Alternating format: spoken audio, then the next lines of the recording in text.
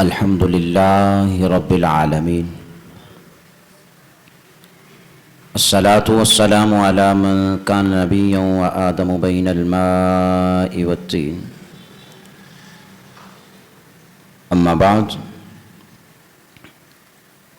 أعوذ بالله من الشيطان الرجيم بسم الله الرحمن الرحيم قال الله تبارك وتعالى يا أيها الناس إنا خلقناكم من ذكر وأنثى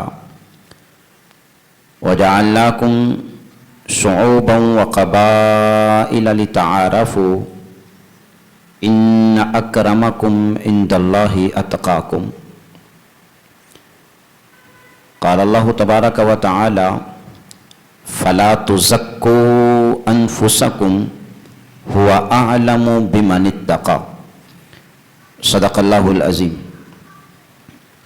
إن الله وملائكته يصلون على النبي يا أيها الذين آمنوا صلوا عليه وسلموا تسليما الصلاة والسلام عليك يا رسول الله وعلى آلك وأصحابك يا حبيب الله الصلاة والسلام عليك يا رسول الله وعلى آلك وأصحابك يا شفيع المذنبين محتشم مکرم قابل صد احترام معزز سامعین و حضرات السلام علیکم ورحمۃ اللہ وبرکاتہ۔ آج کے جمعۃ المبارک کی گفتگو کا موضوع عاجزی اور انکساری ایک مومن کی شان کے حوالہ سے ہے۔ اللہ جل مجدہ الکریم سے دعا ہے کہ وہ مجھے سچ کہنے کی، آپ کو سننے کی اور ہم سب کو سن سنا کے عمل کی توفیق نصیب فرمائے۔ اللہ تعالیٰ کو حضرت انسان میں جو صفات پسند ہیں ان میں سے ایک صفت انسان کا عاجز ہو جانا ہے، عاجزی اختیار کرنا ہے، اپنے دل سے اور دماغ سے تکبر کو نکال دینا ہے۔ حدیث رسول ہے،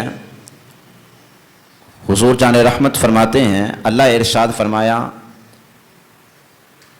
العز ازاری والکبریاء ردائی، تکبر کرنا یا اپنے آپ کو بڑا سمجھنا یہ مجھے ہی زیبا دیتا ہے، میرے علاوہ میری مخلوق میں سے کسی کو یہ زیبا نہیں دیتا، کسی کو اچھا نہیں لگتا کہ وہ اپنی بڑھائی چاہے۔ میری مخلوق میری نظر میں اگر بہترین بننا چاہتی ہے تو اس کے لیے حکم یہ ہے کہ وہ عاجزی اختیار کرے۔ فخر کے اندر، غرور کے اندر، اپنے آپ کو بڑا سمجھنے کے اندر شیطنت کے علاوہ کوئی دوسری چیز موجود نہیں ہے۔ اللہ تعالیٰ نے جب فرشتوں سے کہا تھا کہ حضرت آدم علیہ السلام کو سجدہ کرو، قرآن کہتا ہے کہ سب نے سجدہ کیا، ابلیس انکار کر بیٹھا، واستکبر، اور اس نے تکبر بھی کیا۔ ابا، اس نے انکار کیا، واستکبر، اور اس نے تکبر کیا، اپنے آپ کو بڑا کہنے لگا، بڑا سمجھنے لگا۔ اور ساتھ ہی سورۃ الاعراف کے اندر ارشاد فرما رکھا ہے کہ شیطان نے کہا انا خیر من، میں تو اس سے بہتر ہوں اور میں اس کے سامنے کبھی بھی جھکنے والا نہیں ہوں، میں اس کو سجدہ کرنے والا نہیں ہوں۔ متعدد مقامات پہ اللہ نے یہ موضوع چلایا ہے۔ خلاصہ یہ نکلا کہ اللہ ارشاد فرمایا فہبط، اب تو ہماری بارگاہ میں کھڑا نہیں ہو سکتا، تیرے لیے حکم یہ ہے کہ یہاں سے چلا جا، یہاں سے دفع ہو جا۔ جب شیطان نے اپنے آپ کو حضرت آدم علیہ السلام سے بڑا سمجھنا چاہا، اپنے آپ کو آدم علیہ السلام سے بہتر اور افضل جاننا تو اللہ تبارک و تعالیٰ نے ارشاد فرما دیا کہ تو اس قابل نہیں رہا کہ ہماری بارگاہ میں تو رہے، ہماری رحمت کے سائے میں تو رہے، یہاں سے چلا جا۔ تو تکبر کا آغاز یا تکبر جو سب سے پہلے کسی نے کیا تھا وہ شیطان تھا، اور تکبر کا نتیجہ یہ نکلا کہ اللہ تبارک و تعالیٰ نے اسے اپنی بارگاہ سے، اپنی رحمت سے دور فرما دیا۔ اللہ کو ہمیشہ عاجزی پسند ہے، اور اللہ تبارک و تعالیٰ عاجزی کرنے والے کو اپنا محبوب رکھتا ہے۔ قرآن مجید میں متعدد مقامات پہ ارشاد فرمایا ان اللہ لا يحب كل مختال فخور، اللہ تعالیٰ کسی اکڑ کے چلنے والے کو اور اپنی ذات پہ تکبر کرنے والے کو پسند نہیں کرتا۔ اللہ انکساری کو پسند کرتا ہے، اللہ عاجزی کو پسند کرتا ہے۔ اللہ تبارک و تعالیٰ کو یہ چیز پسند ہے کہ ایک بندہ اپنی ذات کو لے کے، اپنے سٹیٹس کو لے کے، اپنے سارے عہدوں کو لے کے اللہ کی بارگاہ میں جھک جائے اور کہے کہ اے مالک میرے پاس جو کچھ بھی ہے یہ تیرا عطا کردہ ہے، یہ میرا اپنا ذاتی کمال نہیں ہے۔ اللہ کو یہ چیز پسند ہے۔ کیونکہ پچھلے 2 جمعوں سے ہم تصوف کی کچھ ابحاث آپ حضرات کے گوش گزار کر رہے ہیں۔ یہ بات یاد رکھیے گا، زبان سے کلمہ پڑھنا اور ہوتا ہے، دل سے کلمہ پڑھنا اور کلمے کا جو پودا ہوتا ہے، جو درخت ہوتا ہے، اس کو اپنے دل کے اندر لگانا یہ اور ہوتا ہے۔ صوفیہ فرماتے ہیں کہ انسان کے اندر ایمان اس وقت تک پختہ نہیں ہو سکتا، ایمان کا پودا جم نہیں سکتا جب تک انسان کا اندر نرم نہ ہو جائے، عاجز نہ ہو جائے۔ وہ اس کی مثال دیتے ہیں، فرمایا اگر ہم نے کوئی پودا لگانا ہو، کوئی درخت اگانا ہو، تو ہم انتخاب کرتے ہیں ایک ایسی زمین کا جو بڑی نرم ہوتی ہے۔ نرم زمین میں اناج جلدی بڑھتا ہے، پودا جلدی بنتا ہے، درخت جلدی بنتا ہے۔ زمین سخت ہو، اناج کو قبول نہیں کرے گی۔ اگر سختی کے ساتھ اناج اس کے اندر رکھ بھی دیا جائے تو وہ پانی کو قبول نہیں کرتی، چونکہ اس کے اندر شدت ہے، سختی ہے۔ اولاً تو وہ اناج کو قبول نہیں کرے گی، بیج کو قبول نہیں کرے گی۔ اگر اس نے بیج کو قبول کر بھی لیا تو وہ پانی کو قبول نہیں کرے گی۔ صوفیہ فرماتے ہیں اگر اس نے پانی کو بھی قبول کر لیا تو آخر میں تیسری چیز یہ ہے کہ وہ اناج کو، بیج کو اپنے سینے سے باہر نہیں نکالے گی، چونکہ وہ سخت ہے۔ بیج وہی زمین قبول کرتی ہے، پانی وہی زمین قبول کرتی ہے، اناج وہی زمین دیتی ہے جس کے اندر شدت نہیں بلکہ نرمی ہوتی ہے، عاجزی ہوتی ہے۔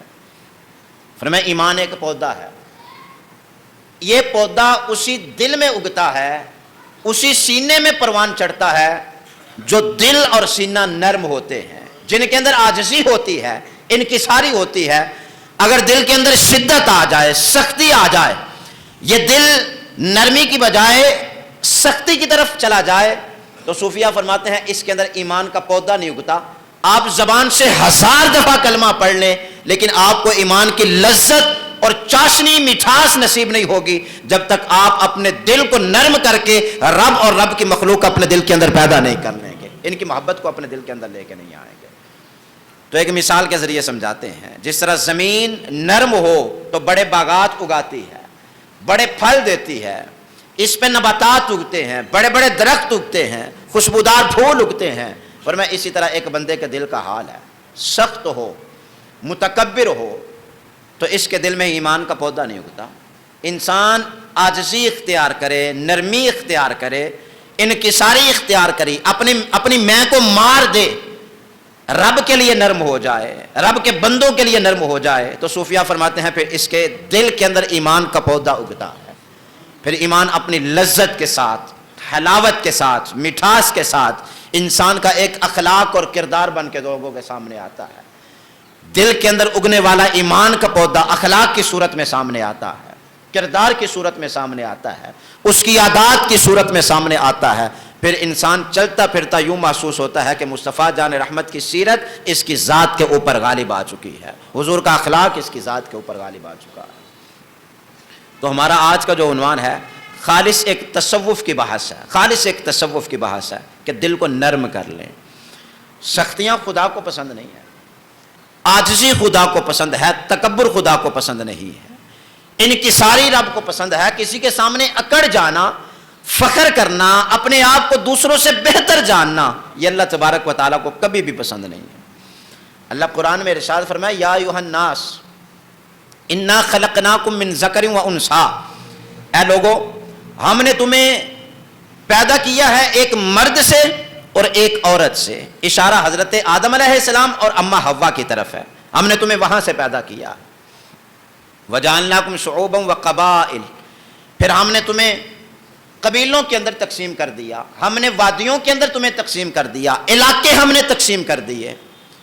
ہم نے کس لیے تقسیم کیے؟ یہ ذات پات، رنگ، نسل، قوم، قبیلے، یہ علاقوں کی تقسیم کس لیے ہے؟ یہ اس لیے ہے کہ تم ایک دوسرے پہ فخر کرو، اپنے آپ کو دوسروں سے بہتر جانو، اجمی عربی سے بہتر بن جائے، امیر غریب سے بہتر بن جائے، گورے رنگ والا کالے رنگ سے بہتر بن جائے۔ فرمایا کیا ہم نے تقسیم اس لیے کی؟ ارشاد فرمایا نہیں، لِتَعَارَفُوا، تقسیم صرف اس لیے ہے تاکہ تم اپنی قوم اور قبیلے سے اپنی پہچان کروا سکو، تقسیم کا اور کوئی مقصد نہیں ہے۔ ہاں اگر تم یہ دیکھنا چاہو کہ اللہ کی نظر میں بہتر کون ہے تو ایک معیار دیتے جا رہا ہوں، ان اکرمکم عند اللہ اتقاکم، اللہ کے نزدیک سب سے بہترین اور عزت والا وہ ہے جو جتنا اللہ کے سامنے تقوی کے ساتھ جھکنے والا بن جاتا ہے، انکساری پیدا کر لیتا، عاجزی پیدا کر لیتا ہے۔ تو ہمارے ہاں اس چیز کی کمی ہے۔